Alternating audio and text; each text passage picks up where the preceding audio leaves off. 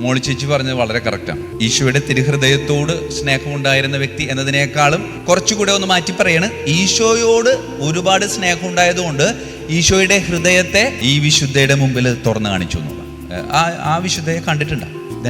ഇതാണ് ആ വിശുദ്ധ മാർഗരീത്ത മറി. 1647 ജനിച്ച് 43 വയസ്സ് മാത്രം ജീവിച്ച ഒരു ഫ്രഞ്ച് വനിതയാണ്. പിന്നീട് കന്യാസ്ത്രീയായി. ഈ കന്യാസ്ത്രീക്ക് ഒരു പ്രത്യേകതയുണ്ട്. ഫ്രീ ടൈം കിട്ടുമ്പോൾ പള്ളിയിൽ വന്നിട്ട് പറയും, അച്ഛാ എനിക്ക് ആ ദിവ്യകാരുണ്യം ഒന്ന് എഴുന്നള്ളിച്ച് വെച്ചോരോ ചോദിക്കും. നമുക്ക് ഫ്രീ ടൈം കിട്ടുമ്പോൾ അമ്മ എന്ത് ചെയ്യും? അമ്മ ഉറങ്ങും. പിന്നെ ഇപ്പോൾ റീൽസ് ഉണ്ടല്ലോ, അതുകൊണ്ടിനെ കുഴപ്പമില്ല. അതിങ്ങനെ തേച്ച് എവിടം വരെ പോകുന്ന ഒരു പിടിയില്ല എന്നുള്ളത്. മാർഗരീത്ത മറിയം ഫ്രീ ടൈം കിട്ടുമ്പോൾ ഒക്കെ ദിവ്യകാരുണ്യം എഴുന്നള്ളിച്ചു വെക്കും.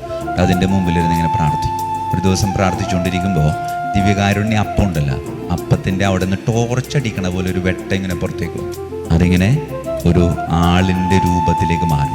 മാർഗരീത്ത മറിയത്തിന് മനസ്സിലായി, വെറുതെ ആളല്ല ഈശോ. ഈശോയുടെ മുഖത്തിന് കാണാനൊരു ഭംഗിയില്ല. ഭംഗി മുഴുവനും വെട്ടം മുഴുവനും ഈശോയുടെ ഹൃദയത്തിലാണ്.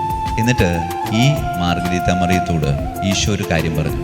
മനുഷ്യ മക്കളെ ഇത്രമാത്രം സ്നേഹിച്ചിട്ടും ഒരൽപ്പം പോലും പ്രതിസ്നേഹം ലഭിക്കാതെ അനേകരിൽ നിന്ന് നിന്ദനം മാത്രം ഏറ്റുവാങ്ങുന്ന വേദനിക്കുന്ന എൻ്റെ ഹൃദയത്തെ കണ്ട